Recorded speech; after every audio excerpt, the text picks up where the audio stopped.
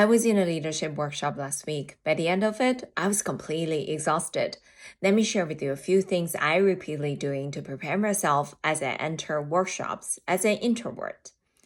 The first thing to be aware of is that it's completely normal as an introvert to feel overwhelmed as you approach a workshop and feel exhausted afterwards. Because introverts, these are energy draining activities. On the contrary, for extroverts, workshops and conference, these social events are actually energizing. So there are mental preparation and physical preparation activities I regularly do as I approach workshops. Let's first talk about mental preparation. It is important for me to take the time to prepare and plan for the workshops so I can minimize that feeling of being overwhelmed and also be able to manage my mindset as I go in. So there are two questions I often ask during the planning phase.